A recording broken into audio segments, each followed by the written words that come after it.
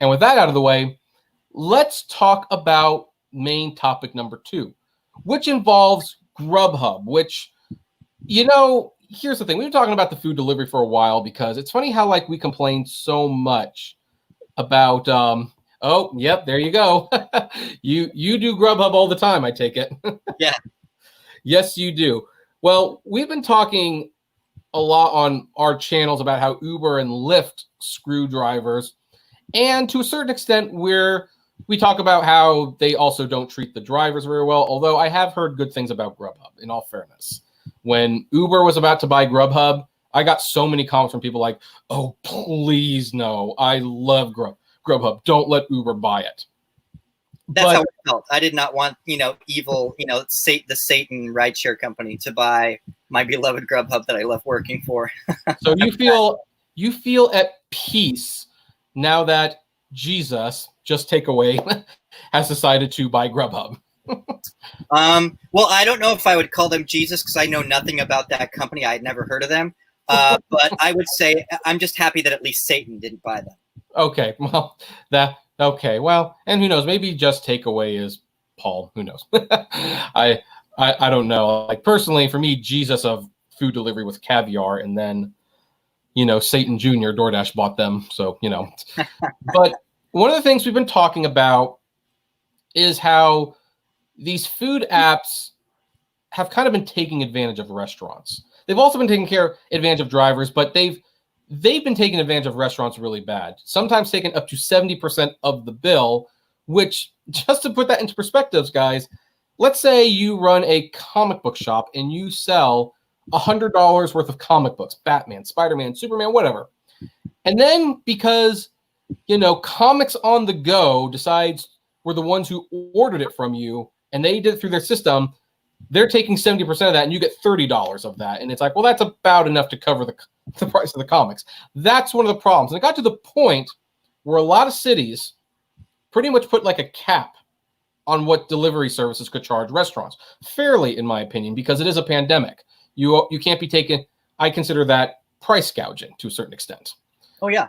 And everyone was pretty much doing a good job, a real solid good job of,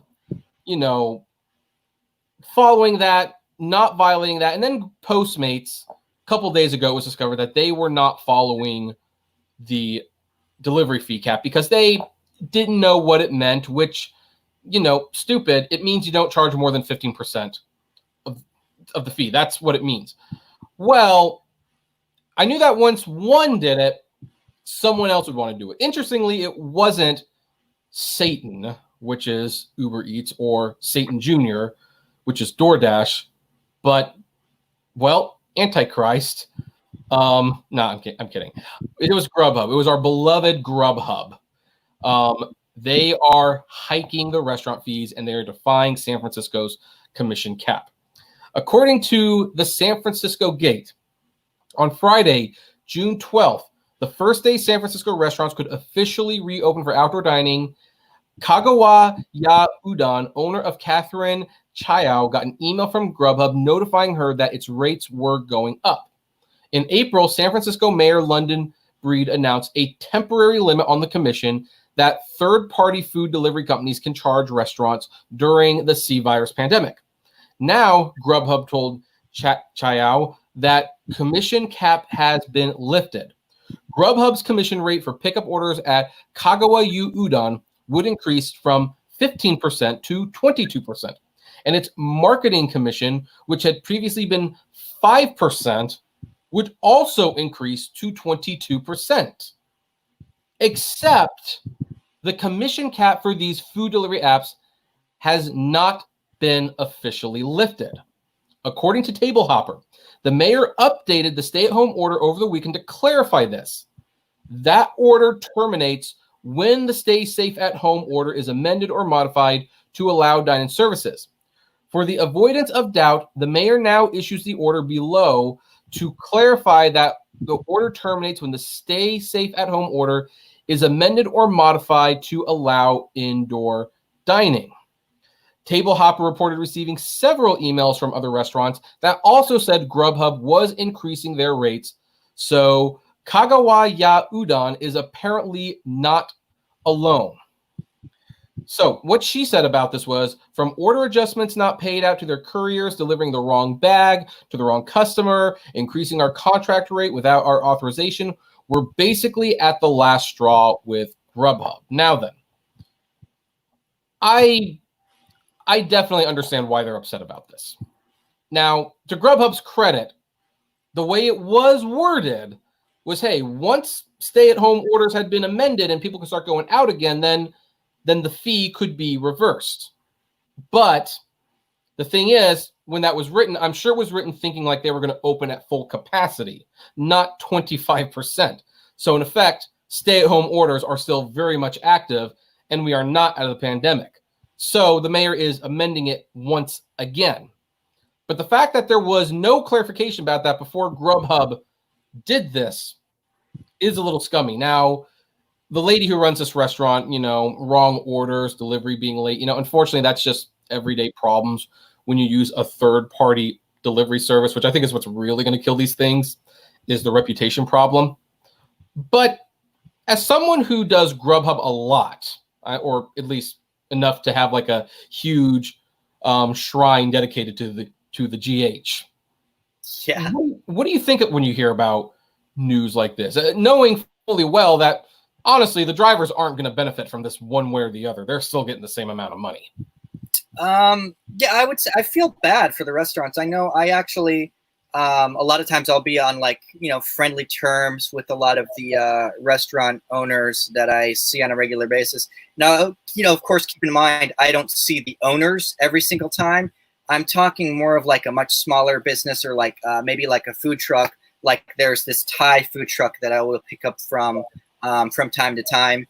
And yeah, I could see them struggling. Hey, I was aware of them taking, like 30% regularly. And that's a lot. It definitely takes a big chunk. And I know other restaurants, newer ones, like this one called, I believe it's called Bird Box. And yeah, they're like, yeah, we're starting up, but it's difficult. But of course, it's helping them get a lot of initial business. So by having like GrubHub and DoorDash, they're getting a lot more revenue and incoming orders than they would. But it's like they're not really profiting from it off, in the beginning. Right. But is that a fair trade-off in the long run? Because one of the problems that I definitely see with this is, okay, it does bring more business, and you, as you said, you kind of sacrifice those profits at first. But what happens when you have that business and it's like, well, I want to start making money now, so I'm cutting with GrubHub and Uber Eats and stuff. But then you find out the main reason you had that business was because it was available on GrubHub and Uber Eats, and those people never had any intention of actually going to your restaurant. Like, what then?